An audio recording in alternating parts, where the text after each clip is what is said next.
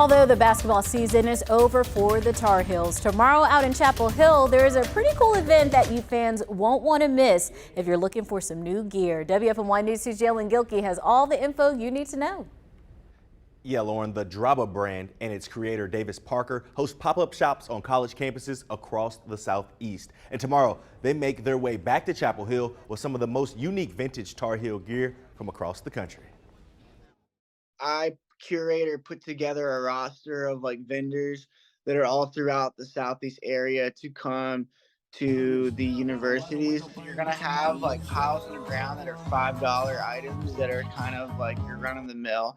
And then yeah, you are gonna have $150, $200 collector items that are highly sought after in the whole United States.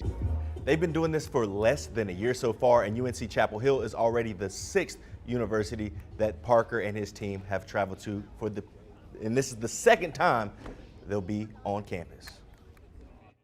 I like to thrift and shop secondhand. And we also see that, there's a big community that also aligns with that school of thought. I curate or put together a roster of vendors that are all throughout the Southeast area to come to the universities. We kind of have a list of 150 and we'll put out a call, here's our calendar, which ones do you want to pop up with? This pop-up event will feature all kinds of pieces from several different decades. So if you bleed Carolina blue, you might want to make your way to Chapel Hill tomorrow between noon and 5 p.m. And you can find the address in this web story on WFMYnews2.com.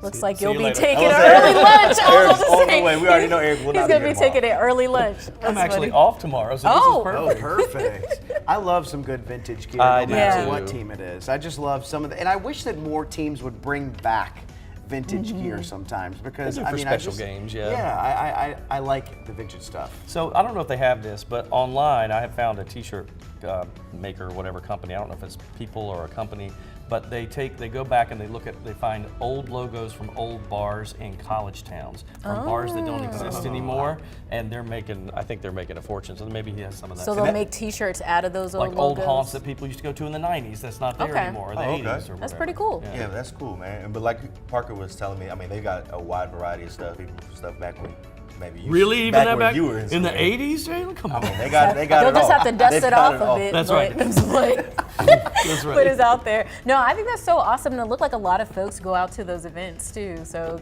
expecting a big crowd. Yeah, I was like, that looks like fun. Parker named some of the biggest universities across the Southeast. I mean, UGA, Clemson. Wow. A lot of our major universities, and they loaded up thousands and thousands of items. People it's kind of a free fall. You go Well, in, congrats to them. They got a lot of collective items as well. That's cool. $150, $200+ items as well. That's awesome. Props to them for coming up with this idea. Yeah, nice. Right?